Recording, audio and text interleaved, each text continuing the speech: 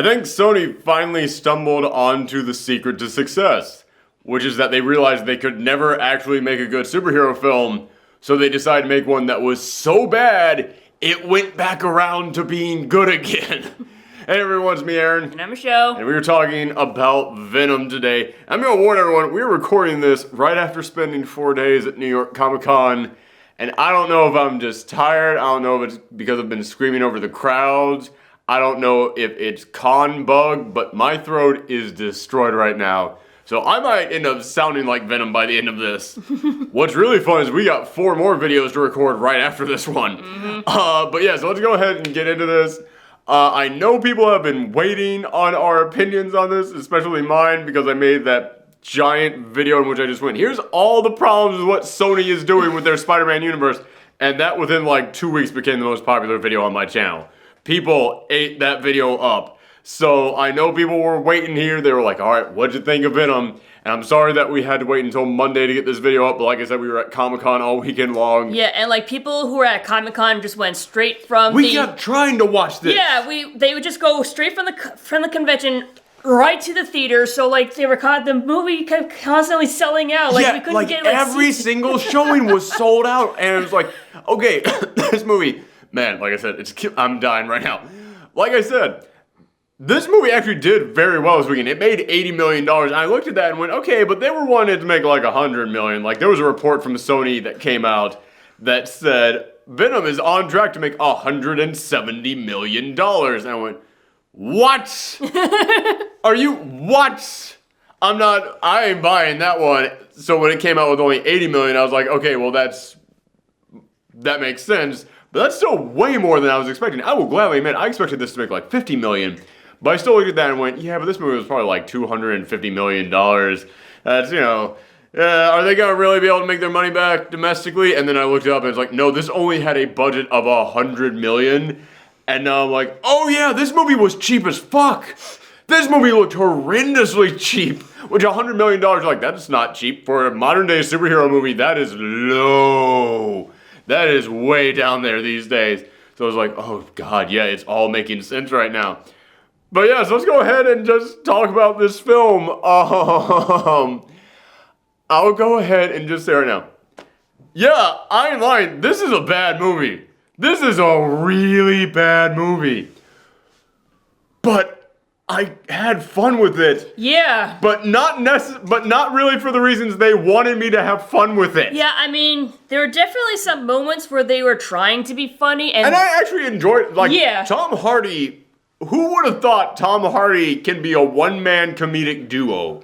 Like, I won't lie, I actually laughed at a lot of the moments that were supposed to be funny, but then there's a lot of other moments that are supposed to be funny that got eye rolls from me, but then there's also a lot of moments that aren't supposed to be funny at all, and I thought they were hysterical. There were so many times I actually turned to you, and you can tell everyone I'm telling the truth on this. There were several moments in which I turned to you and went, this is actually happening. We're watching this right now. And yeah, it's just so freaking bizarre. Like, I have no idea how to really feel about this film. And what I'm wondering is, how are Venom fans going to feel about this? Yeah, because like, you know more about Venom than I do. Yeah. I'm like more... So, like, I only know Venom from, like, that crappy Spider-Man sequels, so... Oh, wow, not even from the cartoons? Wow. Wow. Yeah, in the comics, Venom came, he was a symbiote, this, like, living parasite creature that Spider-Man found in space. It got attached to him, it became a new suit. He was like, oh, this is awesome, it's giving me all these powers. And then it slowly started to, like, turn him evil. He got off of him, but then it got on to this guy, Eddie Brock, who was a reporter.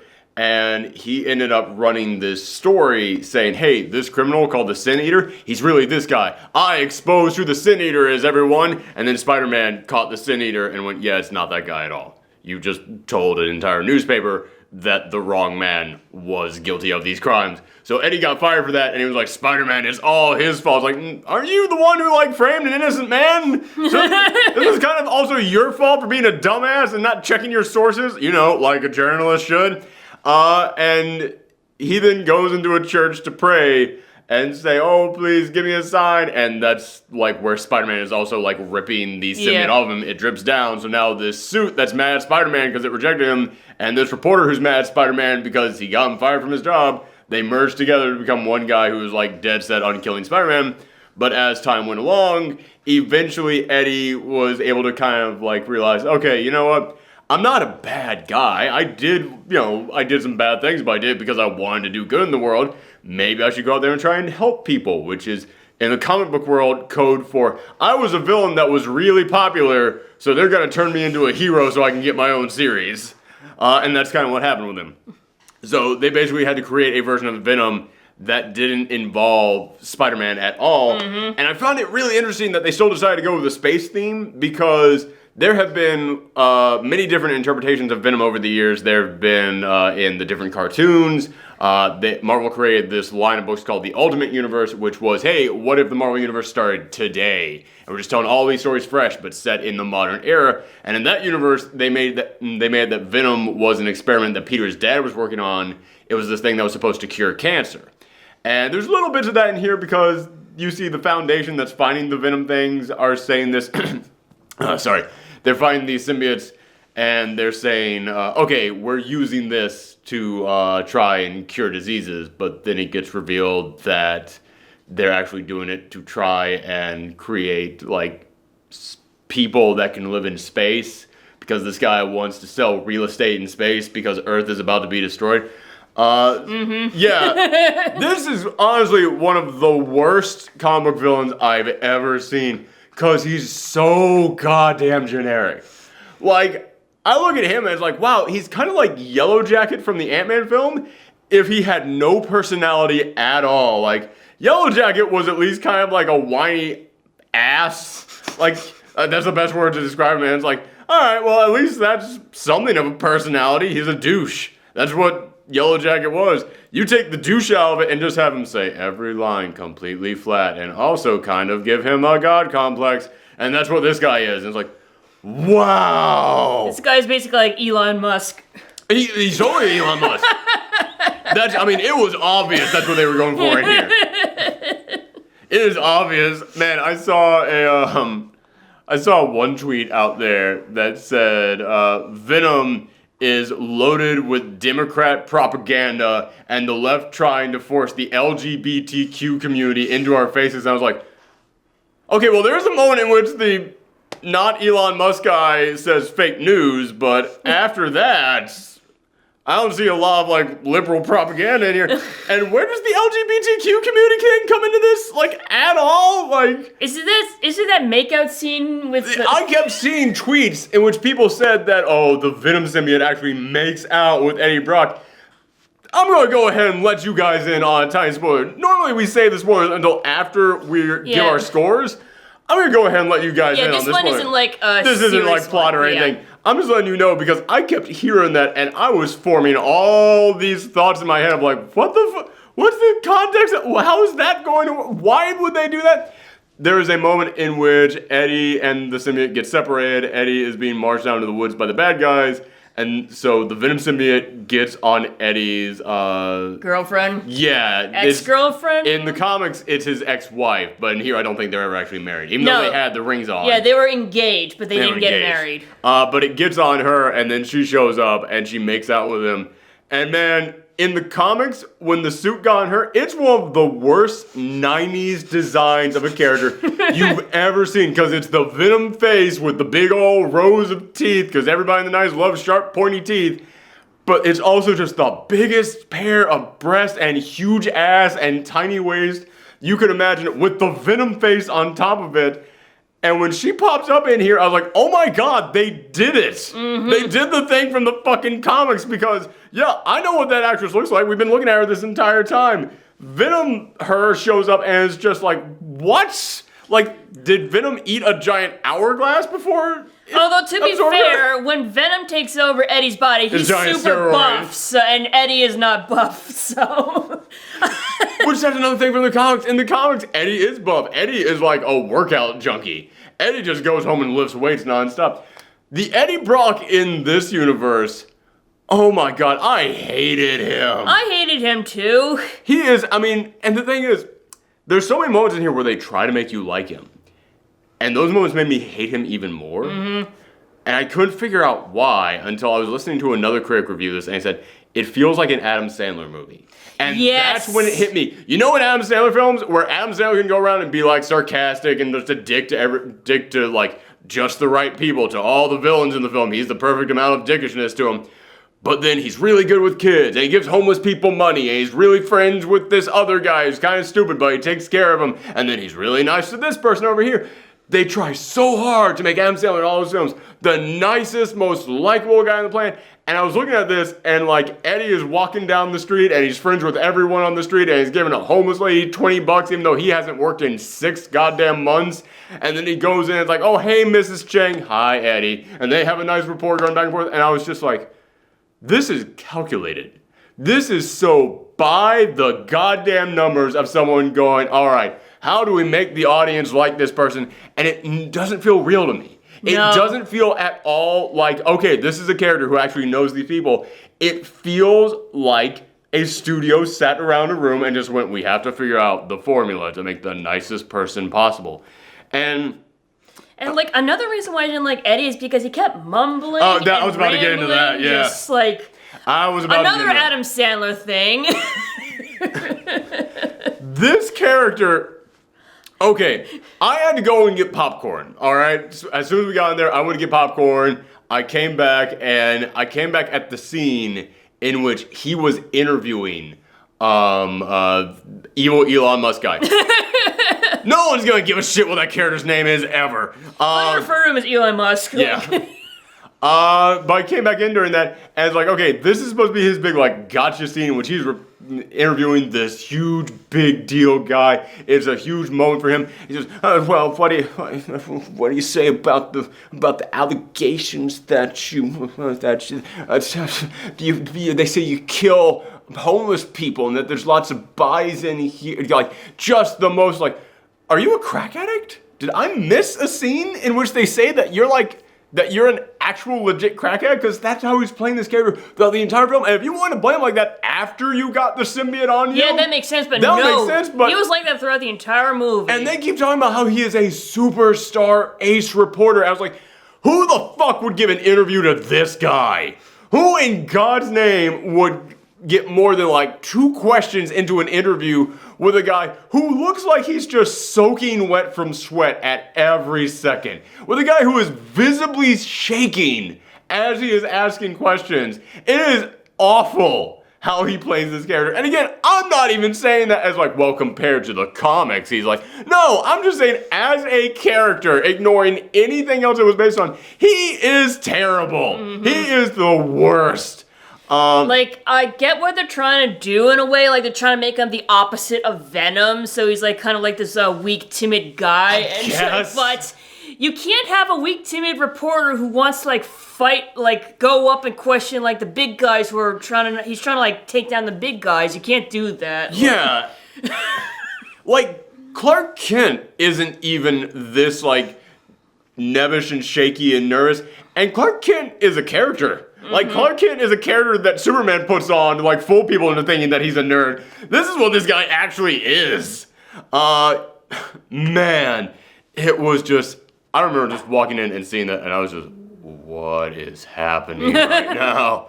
This is what we're in for the entire film? Yep. And he gets fired because he goes to his boss and is like, you can't just go in there and interview people like that. What makes you think that this guy is bad? What's your proof? And he goes, okay, I don't have any proof, but I've got a good hunch. And I went, wow, that is the only way that this Eddie Brock is anything like the comic Eddie Brock. They're both awful reporters. They're both horrible. They are both like, it was in that moment, like, I always knew Eddie Brock was a reporter, but it wasn't until that moment that I saw him do that, I went, who on earth would do something like that? Oh, right, the comic Eddie Brock, he did that exact same thing. It's like, well, I have no evidence that this guy's a sin eater, but it's gonna make a great story, so I'm gonna run it. I was like, okay, well, that's the one way that I can look at him being like the character in the comic, but if you're gonna change anything about this character to try and make us like him, wouldn't you make him, I don't know, good at his job? Yeah. Yeah, and here's the thing. He's supposed to be a superstar in this world. Like, he's got people at bars, like, recognizing him, like total strangers. Or maybe they just recognize him because he's so shit. Maybe. But no, I mean, like, they play it up like he's a big deal. Yeah, but, like, it would make more sense It that would, way. but I don't think that's what they were going for. Nope. But yeah, he gets fired from his job, and also his fiance gets fired from her job because of all of this, because like she apparently works for the Life Foundation, and she got like, and so they were able to go, okay, well you clearly are connected to this guy. Yeah, like, here's Sorry, the our thing. dog is sniffing around. Yeah, like, here's the thing, like, you were out getting popcorn during this part, so, like, basically, Eddie, like, was, like, snooping around through her emails, and that's how he found out about, like, the rockets and his corporation, so and then afterwards, when he got fired and she got fired, she's like, this is your fault, because she found out he was reading her emails and stuff. So it's like, you broke your promise, you betrayed my trust and everything, we are done, we are through, my life is ruined, I don't want to see you ever again, so there's that. Yeah, so he's not even a good boyfriend. Nope. But he goes and, God damn, I'm sorry. They then cut ahead by 6 months. They cut ahead by 6 months. And Eddie Brock, he's still looking for work after 6 months because no one will hire him. And all I could think was, you live in San Francisco, the most expensive city in the world, like in the top 2 at least, and you haven't worked in 6 months and you're still able to, like, I mean, he's got overdue bills, but no, you get like one notice in a city like San Francisco, don't pay it next month, out. Gone. Grab your shit, get out the door. That's it. And it just drove me nuts looking at it like, so how is he paying for food? How is he like going to the bar? How is he giving a homeless lady $20? Like, how is he doing any of this? You know what would make sense? If he actually did become homeless and actually did become one of the experiments. Oh my god, you just wrote a better story than what they gave us. That would have worked so much better.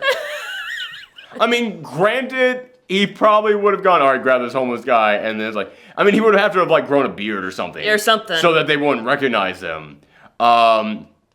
But yeah, like if they were just like nabbing homeless people off the street for these experiments, because they are grabbing up homeless people, I was like, fuck man, you're right. Like he should have like been homeless after like 2 months, and then he's just like disheveled and beaten down and looks completely different. So that way they don't even recognize him. But then he's like, I'll get revenge on these guys from the inside. And he like breaks out of his little cell and starts like exploring the area, and then he finds the symbiotes and stuff. And he probably would use like a pseudonym to you get use a in and all pseudonym. that. Yeah, exactly. And then at the end he gets rehired because he finds out they all fuck this movie. Sorry. But yeah, so the good scientist at the Life Foundation who has problems with everything that they're doing, she sneaks up on Eddie Brock, and man, there's that scene when she is sneaking up on him. He's like, you know, as a reporter, I gotta know how to blend in and not be seen and follow people who don't want to be followed. And every line of fucking dialogue in this movie feels like they did not have it. Like every line in this feels like a placeholder. Every line in here really does feel like they were just like, just say the exact thing that's happening in here and we'll come up with a clever way of saying it later. And they never returned to it. They just left the placeholder lines in there. But he's like, I gotta make sure that I blend in and people don't notice me. You are a crazy person mumbling to yourself in public right now. You are not, I do not believe for a second that you would not be seen following anybody. Like I said, the dude looks like he's sweating non-stop in this entire movie, even before Venom attaches himself to him and makes him sick. So yeah, I kept looking, like, I do not buy you are good at this job at all, in any way. But she says, all right, well, the Life Foundation, they are doing this stuff, people are dying, and she is able to get him to go like, all right, well, I'm gonna go and do this. And again, it's that Adam Sandler syndrome, which they are just trying so hard to make him the nicest goddamn person possible. Honestly, if you had Adam Sandler instead of Tom Hardy, I seriously had that thought after I heard that critic say it's the Adam Sandler syndrome, and I was just like, fuck, you could have replaced Tom Hardy in this film with Adam Sandler. Except that I will say Adam Sandler wouldn't have tried in this movie. Adam Sandler gave up a long ass time ago. Yeah, he did. Adam Sandler in his prime, you could have just picked up and put in this exactly. film, and he would have done the exact same goddamn job. The only thing that Tom Hardy really doesn't here that Adam Sandler never could have is he's pretty good at physical comedy too. But yeah, he also has that syndrome of, and it goes to that extent in which he's constantly talking about wanting to right wrongs and wanting to make the world a better place and wanting to be better and all this. And that's why the scientist even went to him, is that she was just like, no, don't you still believe in making everything better? Because I know that you're a good person. And so, yeah, he goes there, he investigates this place, and he gets attacked by the symbiote. And let's go ahead and talk about the symbiotes at this point. I will say, when the symbiotes are by themselves moving around, they look really disgusting. Which is like the first time I've ever seen a symbiote look disgusting. It's like, that's actually kind of a cool approach to that. Because normally the symbiotes, like in all the movies and stuff, it's more of like a fluid, like a liquid thing almost. Whereas in here, no, it's like just a big pus full of like ooze and stuff, just like, it's like some weird growth. Yeah, it's like, I guess it would be like the underbelly of a sea star. You ever seen that? No, and I really don't want to after you say that. Like lots of tiny little tentacles just wiggling around. Oh, you mean? Oh, okay. I see what you're saying. But yeah, there is kind of one part to the effects on them that I didn't actually like, which is that around wherever they're touching, there's like an ink stain almost. Like, you'll see like them on like the ground, but then like an outline around it. It's almost like you went into Photoshop and went to the drop shadow on the layer thing, so that you get that nice little like dark blur around it, except that then you change the color to be whatever the color of the symbiote is. And I didn't like that. It kept bugging me all throughout this. That whenever, like, you think they were trying to like recreate the inkiness? I think they were trying to go for that, like it's staining everything around it. Yeah, but if that's the case, they should have just like left like a stain trail or like something. Because it's the like stain around it. It moves with them. It is part of them, but it's like, but no, that's colors now just like on the wall or whatever or on that person's shirt that they're touching. And I will say, one thing, even though the symbiotes look pretty cool, I'll give them that. I really hated, and it makes me realize how cheap this movie was. Whenever the symbiotes would get on someone, it would just like go right into their shirts and stuff. And it's like, you couldn't even like show it like going up someone's sleeve. Like just like the ripples of it going up a sleeve, like the animation on like going up an arm and just like crawling inside. It feels like they did this because this was a cheaper option. That would just get on them and then it would just slowly like it would just get absorbed right into the shirt. And I'd just be like, that just feels cheap to me. Yeah. It really feels like I was honestly expecting to like go into the mouth. That'd be something. Yeah. Yeah, like it really just kind of feels to me as like, so you can just move right through. You could just like be absorbed or like not even absorbed. Like if it went on like the arm and then it just like got absorbed into the arm or something, that'd be like one thing. But it's like it would go onto like a shirt and then just go through the shirt and just be like, I guess there's tiny little... Yeah, I mean, if they're able to, like, go into skin, I think being able to, like, go through clothing wouldn't be a big deal either, but... Yeah, well, in the okay, I'm not gonna do the in the comics thing. I'm not gonna do that. I'm not, because this movie is so goddamn different from the comics. I stopped in a GameStop earlier today, and the lady behind the counter, she was on the phone with her friend, and all I heard was her side of the conversation was just went, yeah, it let me know a lot of stuff about Venom that I never knew before. And I was like, oh no. No, it didn't. It really didn't. No, this is accurate. But, God. Okay, sorry, I'm just thinking of other things that I'm going to talk about later in this video. I kind of want to jump right to them, but no, we're saving it. So yeah, the symbiotes look pretty decent, but there are like little things in there which I was like, I can see the moments where he cheaped out here a little bit. So anyway, he gets infected by this thing, and then for like 10 minutes, this just turns into the Eddie Brock slapstick hour. Yeah. Because it was just him just doing the goofiest shit. And there was a moment in here in which he goes to this fancy restaurant, and his ex-girlfriend and her new boyfriend are in there, which I will say, of all the problems I have in this film, I actually really liked her boyfriend. Yeah, the doctor. The doctor guy. That dude, and I actually really liked his interactions with Eddie. I really liked that Eddie was just like, okay, well, you're you're with the woman I currently love, and we broke up and everything, and she's seeing you now. But you're such a nice guy, and you're helping me out. Like, that guy, even though it was like, okay, Eddie Brock, right there, my girlfriend's ex-boyfriend, he's coming right to our door. Hey, Eddie, how's it going? Just like super upbeat, so it's like, hey, Eddie, nice to meet you. Yeah, I'm a big fan of your work.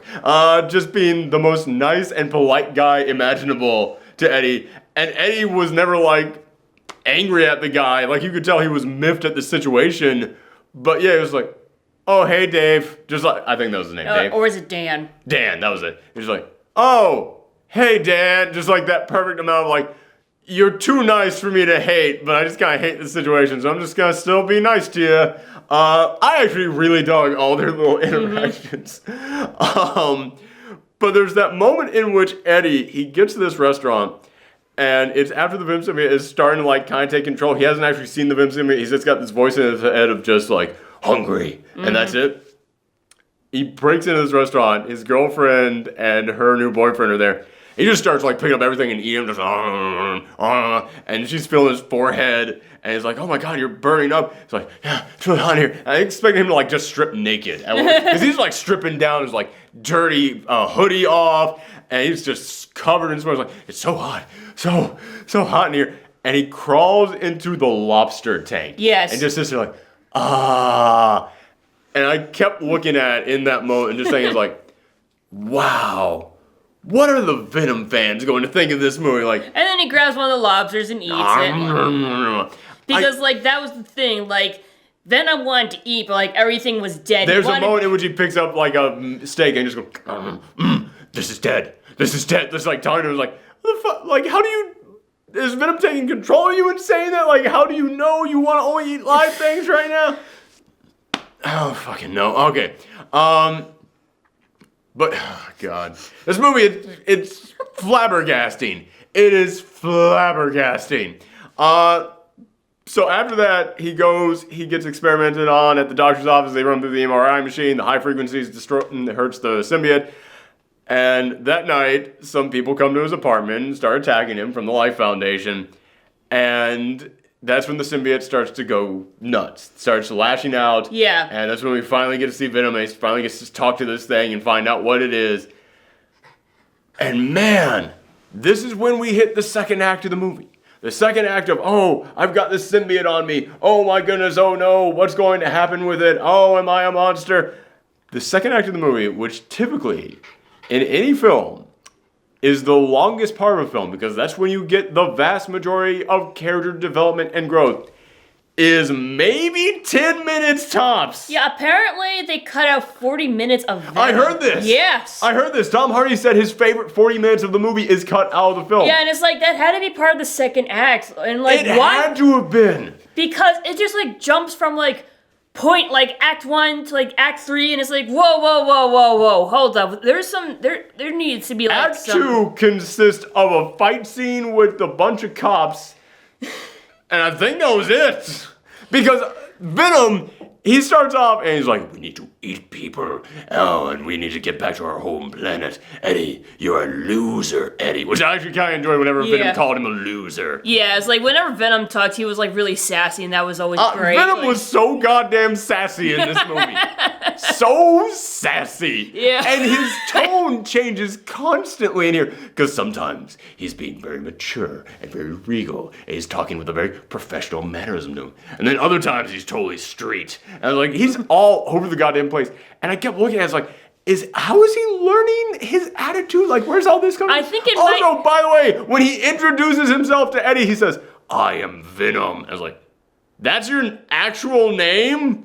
Your name? What?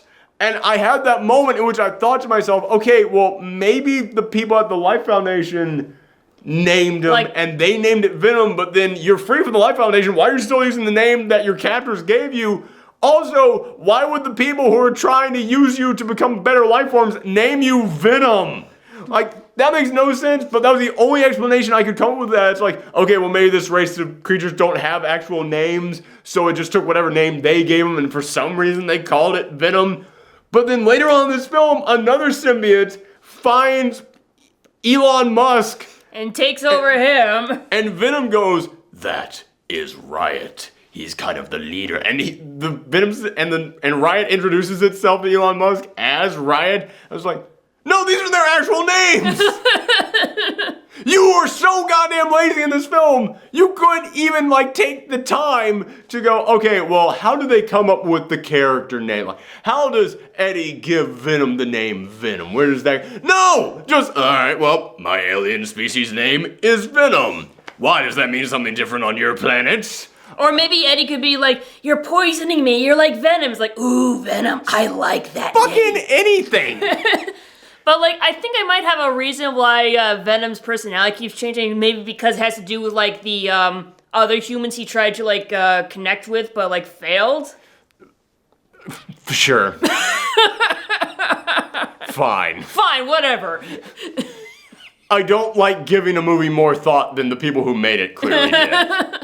But yeah, I will say I did enjoy the sassiness of Venom. There is a great moment in which, like, they jump into an office building on, like, the 40th floor, and then Venom goes, now jump. And then it smash cuts to him at the elevator, and Venom just goes, pussy. I was like, alright, that's kind of funny. I kind of like that. That's kind of cool. I enjoyed that. But yeah, the entire second act of this film is that after he gets the symbiote on him, and he goes up to this office building, he goes downstairs, fights the cops.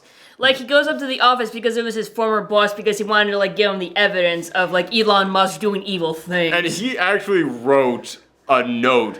He broke in through the window. So there's a giant-ass open window on the 40th floor of this building. And he leaves his phone there, and then he writes a letter out that says, do the right thing, and leaves the letter there. And I was like, there's a giant-ass open window on the 40th floor. Not even open window, open wall on the 40th floor of this thing. And you didn't weigh that piece of paper down with anything. Like, that is going to be gone by the next morning. It's going to be dust in the wind, just blown out there. And your boss is going to come back. He's going to see his office destroyed. He isn't even going to notice a stranger's phone on his desk. You are so bad at this on every level, Sony. I mean, Eddie. God damn. But yeah, so the entire second act of this film is... after a chase scene, he gets the Venom symbiote on him. He goes into his boss's building, fights these cops, runs into his girlfriend, explains to her what's going on. Venom says, you know, you never got a chance to tell her that you're sorry for what happened. This could be your only chance. And I actually leaned over to you at that point and went, why the fuck is Venom a therapist all of a sudden? Oh, no, he's not a therapist. He's a shipper. It's just... That would explain the makeout scene. The makeout scene? But no, it's like Venom for the entire... We've been hearing him talk for maybe like 8 minutes before this point, and it's just been, we must eat people, Eddie. Eddie, you will do whatever we want. Yeah, we will like, work together so that we yeah, can do I feel what like we want. the... And then he's suddenly just sitting there like, Eddie, I need to talk to you about your relationship. You don't understand the correct way to treat women. You really did do her wrong. And listen, man, I'm telling you, this is going to haunt both of you if you don't ever come back. It's like, what the fuck did this... What? You know for a fact that the 40 minutes that got cut helped build up something. Yeah, like, I feel like that the scenes that got deleted were like the scenes where, like, Venom and Eddie were actually, like, bonding. Yes, because after this scene, in which they then go to the MRI, they get the Venom symbiote off of Eddie for a little bit because they find out that, like, it's slowly killing him and eating his own organs.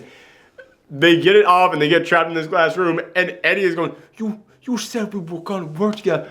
You said we were friends, but you were trying to eat me. We're not friends. And he's talking to this goo, and I was like, I don't know if this is supposed to be one of the funny scenes, but goddamn it is. I'm laughing. I was laughing hysterically at that scene. Like, I was shaking with laughter. I was like, I don't think I'm supposed to be doing this at this moment. But after that, like, we have like maybe 3, 4, 5 minutes after that of him with no symbiote on. Then he gets the symbiote back on because, like, the weird fetish Venom comes up and just makes out with him. And then after that, Venom goes, Eddie, we must stop Riot. Otherwise, he will go into space and bring our kind back here and destroy our planet. But I thought you wanted to leave. But you changed my mind, Eddie. Eddie, the good in you is what made me see the good in people. I was like, when? What? Who? Again, that felt like it was part of the deleted scene. It had to have been. And because there's 40 minutes that is needed for that payoff to work, this entire goddamn film really feels to me like the most paint by numbers. It really feels like it was made by people who did not give a shit at all. They were just told, you're writing a superhero movie. Fuck. Well, I don't like superhero movies. Well, okay, well, here's the beats of a superhero movie. Bam. I'm putting them in there. It's like, there's like some distance between some of these beats and like character arcs that go into like making these beats work out and making this stuff actually. No, fuck it. Just A, B, C, D. That's it. That's the entire movie. All right, fine. That's how you want to play this thing. Yeah, that's exactly how this movie goes. There is no arc. Yeah. It's just like, it is A to B. That is this entire film. Like, I feel like this came out, like, during, like, the early days of superhero movies. That's what everyone's been saying. Everyone says this feels like if this had come out when Daredevil came out. Yeah. When, like, those first Fantastic Four films came out, everybody would be applying it. Because, yeah, remember, we kind of applauded Daredevil when it came out because at that time we didn't know better. At that time we were like, oh, it's that character I like and he's on the screen, everyone. Yay! They did that scene from the comic, everyone. Yay! And it's like, motherfucker, we ain't living in those days anymore. Nope. We are long past this. Yeah, so making those kind of movies ain't gonna cut it anymore. Yeah, exactly. It's like, no, you actually have to try with this shit now. And man, it's clear that they did not. Which, again, he says that his favorite 40 minutes of the film were taken out, and then I saw that this only had a budget of $100 million. I'm like, yeah, it got cut out because they were like, how much is it gonna cost to actually do 40 more minutes of Venom? Fuck that shit. Yeah. Like, it's very clear that's what happened on this. That Sony, like, yanked those pocketbooks away at the last second on this thing.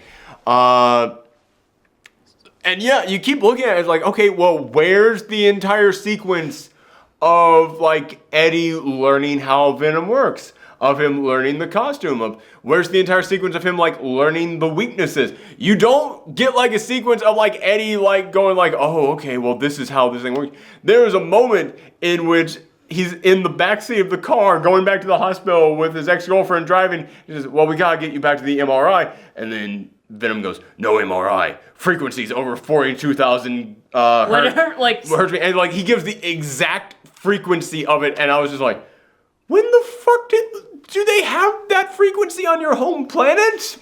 Like, do your frequencies match up with our frequencies? Like, I know that at the science lab they knew that, but you didn't possess any of the scientists, so you didn't gain any of their knowledge of that. You would just be put in a giant cage and then be exposed to high frequency sounds. How do you know the exact frequency that they were hitting you with? But no, he gives literally the exact frequency. And again, it makes me think the people making this didn't give a shit about Venom at all, because it really feels like they just looked up in the Wikipedia page, what are Venom's weaknesses? Sounds over this level and fire. Cool. Which, you see the fire thing for a split second. And it never even really comes back around until the very end of this film. But yeah, he just goes, and fire. Like, it's thrown in there as, like, a last minute, like, sound frequencies over this level, we'll do this. And it's like, yeah, it feels like someone just reading the Wikipedia page on this character. Which, that's even the joke that I actually made in that video that I did talking about my problems going in with Sony's Spider-Man universe, is that all the dialogue in the Venom trailers sounds like you just went through the Venom Wikipedia page. It was like, my name is Eddie Brock. I'm a reporter. My job is to follow people that don't want to be followed. The person you're working for, he's an evil person. Just like everything in there is like, wow, it is just the most paint by numbers. Just like, here's what it said on the article that this thing is. He's the bad person. You're working for the bad person. Oh, this is so bad. Hey, Peach, come on up here. Peach wants attention. Yay. Our own Venom. Venom at least has the right colors. I mean, Peach has the right colors at least. But yeah, so that's the entire second act of this film.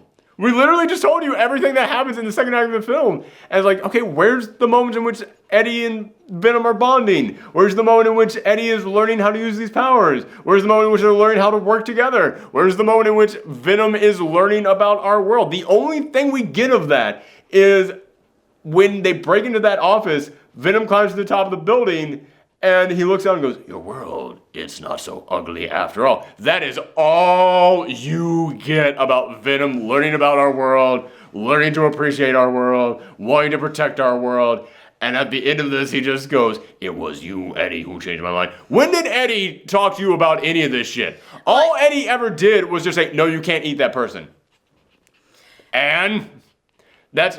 If this creature wants to eat people, I don't think this random meat sack who he is using for his own goals telling him, no, bad symbiote, is going to change his mind. Yeah. It's like another thing, like, he tells Eddie that he's a loser, but he also tells him that he's a loser on his own home planet. So it's like, if... That was another moment that made me burst out laughing. Yeah, he's like, I'm a loser on my home planet. Like, wow, so... you took Venom and didn't even just make Eddie Brock, like, this, like, sweaty, junky loser. You even have the symbiote itself kind of going, listen, man, I've been lying to you the entire time. I'm kind of what they call a nerd. You have nerds on your planet. That's kind of what I am. Riot used to give me a wedgie at all times. Man, it's like, but you know what? Together, you and me, we can beat the jocks, Eddie. It's like, yeah, it's like, why are you fucking kidding me with this? This is hilariously stupid. Like, see, this is why I don't want anyone else from my planet coming here, because then I can be the only cool guy and no one else would have to ever know. Like, it feels like that's kind of what it was. Although, to be fair, that is a bit more in character with Venom, because all he does, like, think about himself is like, hey, I want to be the cool guy, you know? Like... Oh, you mean in this film? Yeah, in the film, yeah. Yeah, okay. Yeah, because, like, yeah, that's basically, like, all Venom really... He's, you know, at first... He's very egotistical in the beginning. Yeah, he is. He's willing to tank his entire career for a big story, and it's like, if you cared about the story, you would get facts before you go in there, motherfucker.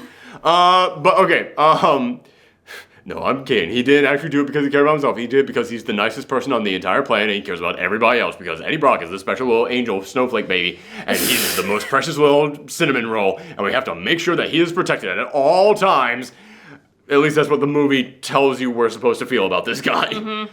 But then at the end of this thing, it leads up to a big, massive fight between him and Riot, and god damn, it looks bad. It is some Transformers level yeah, shit. Honestly, it's like, there were like some parts where it's like literally in like slow motion for no reason, like... hard would have been to make either one of them a different goddamn color? Because in this, Venom, you can't give Venom the big white spider symbol on the front because that would tie him back to Spider-Man, and you can't do that. So he's just a big black thing. And then Riot's there, also really big, like you could have made him like more lanky or something. And in the trailers, he looks like silverish. He looks like metallic. He ain't that in here. He is a dark, dark gray. So you've got two big blobby looking things fighting with almost the same color pattern and almost the same design. Man, it is just a bunch of shit flying at the screen. And there's that moment in the trailer in which Riot rips the symbiote in half, and it's like you see like Eddie, they're like, no, as in slow motion, and I was like, okay, that's a cool shot. It does not look as good in the film. It's like, how the fuck do you make something look better in the trailer than it looks in the actual film? And they do that a lot. Like towards the end of this fight, it is just the symbiotes swirling around each other with like Eddie Brock from torso up and Elon Musk from torso up, just saying like, with like the big like swirls around, and I was like, I'm looking at a shit tornado is what I'm looking at right here. I am just looking at just CGI explosions going on right now. It did not look good at all. However, we've now described pretty much the entire film. As I said, is like the most by committee, just like a company sat down and like with no creativity behind them just went, what goes into a superhero movie? X, Y, Z, like that, like just put it in there, and no creativity behind it, none of it's earned, it just goes from point A to point B to point C to point D. Like, even the Stan Lee cameo in here is like the laziest goddamn thing. Stan Lee pops up in here at the very end of this thing, and just, I'm sorry, again, minor spoiler everyone, but Stan Lee just pops up in here at the very end of this thing, and after Eddie Brock gets done having to talk with his girlfriend, it's clear that Eddie still feels something for his girlfriend and he's walking away. Stan Lee out of nowhere just comes up and goes, don't worry, you'll get her back. Both of you. And then walks away and was like, How the fuck does Stan Lee know what they were talking about down the street? How the fuck does Stan Lee know that there's 2 of them in there? Stan Lee also has a symbiote. He's got to be the Watcher. That's the only explanation, is that he is actually, that thing that happened in Guardians of the Galaxy Volume 2 is canon in all universes. In a universe where he makes a cameo appearance, he's playing the Watcher in there. That's the only explanation. It's so fucking lazy. Everything in here is lazy. All right, so do you want to... However, you know what this movie is? This movie is schlock. And I know that everybody has their own definition of schlock. The literal definition of it is just garbage. Just something of no redeemable quality at all. But when it comes to describing schlock in film, I typically refer to schlock as something specifically either sci-fi or horror that is so goofy and so stupid and so bad that it's actually laughably enjoyable. That's what this movie was to me. I want to be really mad at this film, but I had a good time because it's so fucking stupid. It is ridiculously dumb. This movie is, it's silly. It is flat out silly. And I know the Venom fans out there. Listen, there might be some Venom fans out there who absolutely love this. I'm positive there are. I know that there are a ton of people. Especially people who really hold on to a lot of 90s comics characters. I mean, no offense to anyone on this, but this is kind of the trend out there that a lot of people out there who just hold on to the 90s was the best time for comics. They will love anything from their childhood as long as it's up there on the screen. It's it could be the worst incarnation of that ever. But if it's that thing that I absolutely love from my childhood in the 90s, that thing with lots of spikes and teeth all over it and lots of muscles, if it's up there on screen, I'm gonna like it. As long as it kind of looks like that thing. The people out there who love Batman vs. Superman and say that Doomsday was great in that movie. Doomsday was fucking awful in that movie. It was horrible. But there are people out there who's no, he's got the spikes on him and everything, man. Oh, man. And they even did Death of Superman at the end of that film. It's yeah, but it was horrible. It wasn't earned in any way, shape, or form. It didn't... What? It didn't even make any really sense to the context of what was going on. No, man, it's that thing I read as a kid and it was on the screen. I know there's going to be a lot of people out there who love this Venom movie because, man, it was Venom. And he didn't look like Topher Grace. And he was in a movie. I saw it. And they're going to love it for that reason. It's man, fine, do what you want to do. But I have seen so many people saying, oh God, no, this movie's horrible. And I loved it for that. Yeah, man, I kind of am in that camp. Yeah. This is a horrendous piece of shit, but it's a blast of a piece of shit. It is, man, this is the kind of movie where I'm kind of mad that it's selling so many tickets because it means it will be impossible for you to see this alone. The perfect way to watch this movie is to get, just a group of your buddies together, have a few beers, and go to a completely empty showing of this where you're the only one sitting there and just laugh your asses off. MST3K it. Absolutely. That is what this is. This is one of the schlockiest films I have seen in a long, long time. And yeah, I can't lie, I had fun with it. So my score is going to be a 6 out of 10. I can't go, I hate that I'm going that high. Because it doesn't earn it. It doesn't deserve a positive rating at all. Tom Hardy's the only thing in here that deserves a positive rating. Because he actually did work his butt off in here. But man, it doesn't deserve any positivity at all. But it somehow just fell ass backwards into being an enjoyable film.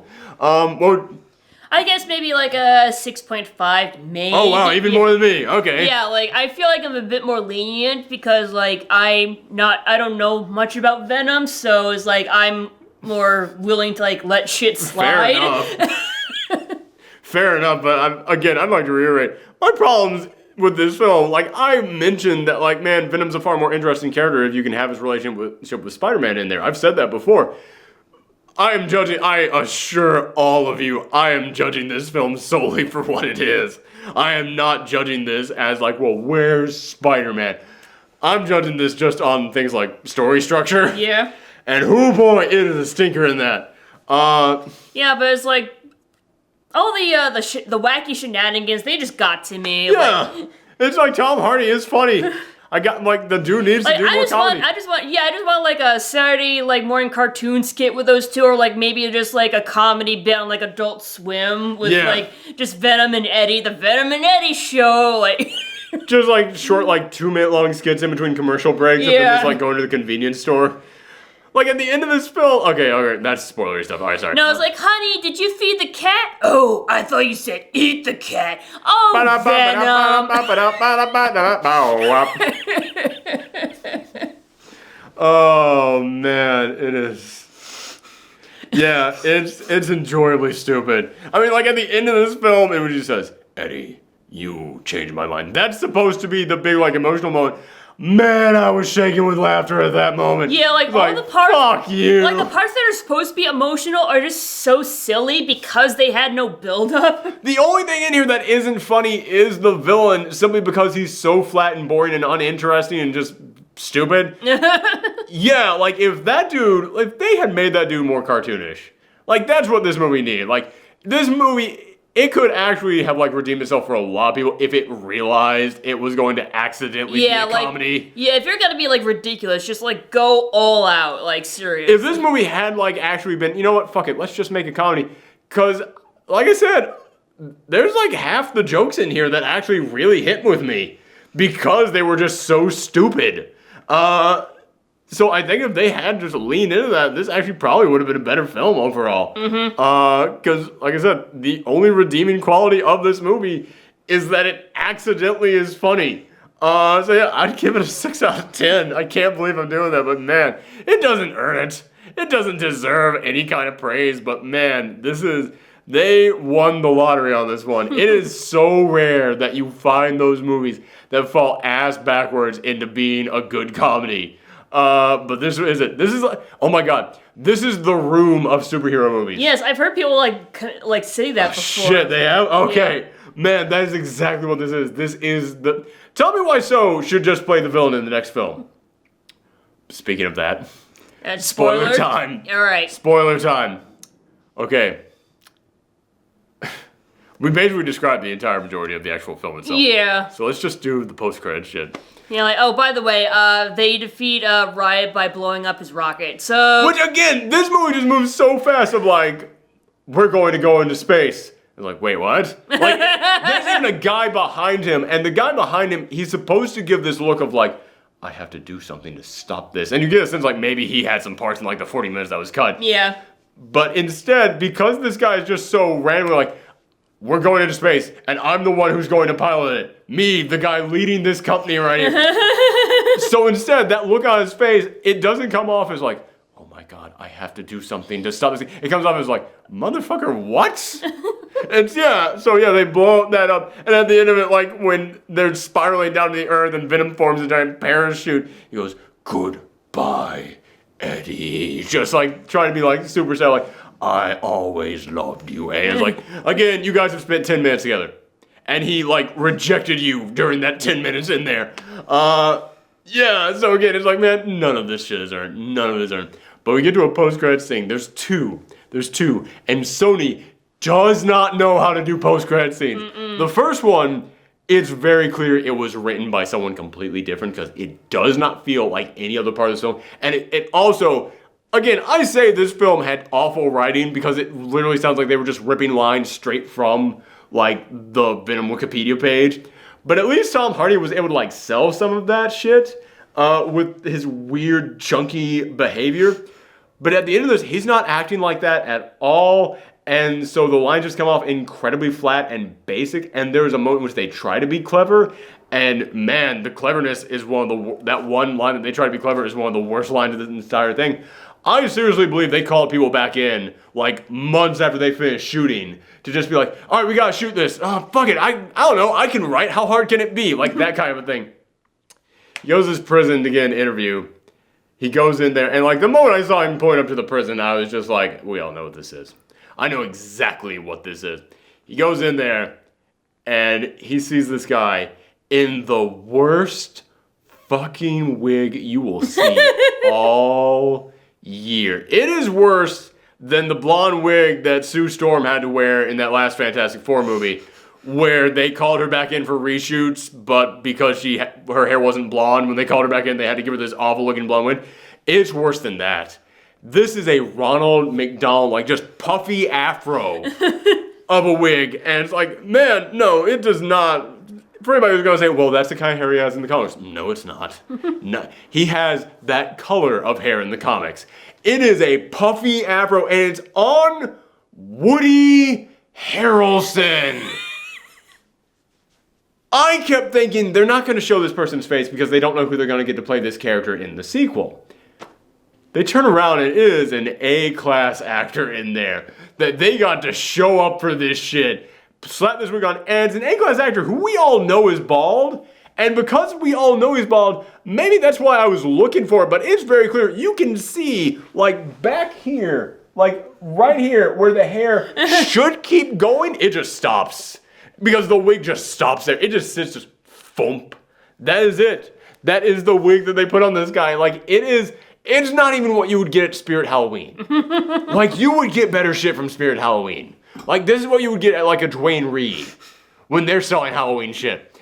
And he just goes, when I get out of here, there's going to be carnage. Bum, bum, bum. And again, you can tell everyone I'm not lying about this. We were in an audience of like those 90s junkies who grew up with Venom just loving everything. Like, it's Venom doing things, everybody! Mm-hmm. Yay! In the middle of that audience, I literally went, boo this film! You can tell them I actually did that. I didn't do it that loud. No. But I did go, boo this film! That's more accurate. I'm too emotional right now. That was more about my actual level. Just, boo! Boo this movie! Hey man, even those Venom junkies who were just loving this film, even they were laughing at that moment. Just like, you gotta be fucking kidding me. That is one of the worst lines in this entire film. It is, I have heard several critics out there go, I was going to give the movie this, but it had to come back with that stinger. And they would drop their range just because of that. Again, I'm only giving this a positive review simply because, like, man, it's so stupid. And that just adds to how stupid it was. But there is another post-credit scene. By the way, do you know who Carnage is? I'm familiar with the name. You know there's a guy named Carnage. Yes. Okay, yeah, okay. So you at least have some knowledge of it. Okay. Mm-hmm. But we were like, no, I hear there's a second one. Okay, so we stayed through it. It gets to the end of the credits. Not even the end of the credits. Like, there's literally still, like, the production company logos that come after all this thing. Yeah. Like, so Sony doesn't even know you wait for the post-credit scene until after the credits. You do a mid-credit scene, then you do the post-credit scene. They did the mid-credit scene, then they had their post-credit scene come on 10 seconds before the credits were officially over with. Oh, God, you're so bad at this, Sony. But it comes on, and then it just goes, meanwhile, in another universe, and then they just showed 5 minutes of Edge of Spider-Verse. And Edge of Spider-Verse, man, this movie actually, like, that last trailer got me really excited for this film. Before that last trailer, I was saying, you know what? This all looks great, and I love Miles, and the alternate reality Spider-Man, that sounds like a cool idea. But I don't know how I feel about taking the Miles Morales origin story and cramming it with the Spider-Verse origin story. Like, I don't know, like, that seems like two things that you should not try and merge into one story. But then I saw that last trailer, and I went, oh, you know what? This looks like it could actually work. This looks like this could actually go together hand in hand pretty well. And watching these 5 minutes, all those fears came back to me. Because you see Miles running around, you see Miles actually going up to, like, the Peter Parker of his reality's grave, and he's actually talking to that grave like, I don't know how I can do this without you, Pete. And then the adult Peter Parker that we're going to follow in this film comes up behind him, and that's when I was like, oh shit! This film looks almost like it's going to take Miles's very emotional, dramatic story and stop it halfway through to cram Edge of Spider-Verse into this thing. And it got me nervous all over again. But I will say, it looks gorgeous. The animation in this looks stunning. It looks so damn good. And the jokes in here are great. Yeah. Like the whole sequence of them like swinging through the city. Man, It was action-packed. The animation was incredible. The jokes were really good. But I am now once again kind of concerned about the idea of them cramming those two very different storylines into one thing. We've seen other companies that don't know how to do superhero movies try to do superhero movies where they take two massive storylines and cram them together. But at the same time, it can work. Thor Ragnarok was like 3 different stories all crammed into one thing, so it's possible. So, all right, I'm waiting and seeing. But here's the thing. Even though that post-credit scene, it looks gorgeous, it looks fantastic, they still came in here and started it with, meanwhile, in another universe, you're trying to trick your audience into thinking, oh, Venom could totally cross over with Miles Morales. We can go between realities now, right? So we can create as many alternate realities as we want and have them all connect and team up, even though this one is a guy biting people's heads off, and that's an animated film for families. We can totally merge all this. And it's like, fuck you. No, I honestly saw this as just like, oh, here's a sneak peek at the Spider-Verse and nothing more, honestly. That's how you saw it, but I've heard other people out there going like, so are they going to cross over? Like, I've seen that like going around Twitter, and I really do think that, meanwhile, in another universe thing, I think that's what they were like doing with that. I think they wanted audiences to come away from this going like, oh shoot, they can merge all of this shit. It's like, No. You can't. No. You shouldn't. No. No. Also, meanwhile, in another universe, it felt like an opening to an Aquabats episode. How did that announcer always start all the episodes off? Oh yeah. Somewhere in an alternate reality. Yeah, God. So, Sony does not know how to do post-credit scenes. And again, you don't have a post-credit scenes just be 5 minutes of another goddamn movie. Yeah, I mean, it's like, we were watching the credits and like we were reading like the song titles like Spider-Verse. Oh, you're right. And it's Spider-Verse song starts scrolling up. And said, like, music from Edge of Spider-Verse was the last song that got listed. I went, what? Wait, what? And then we saw that scene, it's like, oh, okay. Like, yeah, I remember just looking at that and like, when did you, okay. Like, was it in the background or something? Yeah, like on a TV? Also, if it was in the background on TV, are you too fucking lazy to, like, make different songs for your different movies? Like, did you just go, fuck, we forgot to put music into this scene. What are you guys working on over there? Boop, drop that in here. No, yeah, it came up, like, right before they got to the musical part, and it's just like, what? So, yeah, when it actually popped up, again, it looks really damn good. But man, oh man, Sony, it's just, like I said, I can't help but point out, they made their first likable superhero film by making it so bad it's likable.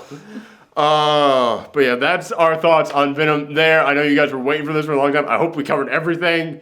I know we went into way more detail on this than we normally do on these post-Geekout reactions, but again, it's Monday. I think most of you guys have seen this film by now. But yeah, thank you guys very much for tuning in. And make sure that you stick around for the rest of the movie reviews that we're doing all month long, because in case you have not seen it on the channel, we are celebrating Thorgeween, in which we are reviewing a scary movie every single day, including today. So there is already another review up there for a film that is definitely actually far worse than this one. But yeah, thank you guys very much for tuning in. Come back next time. Bye.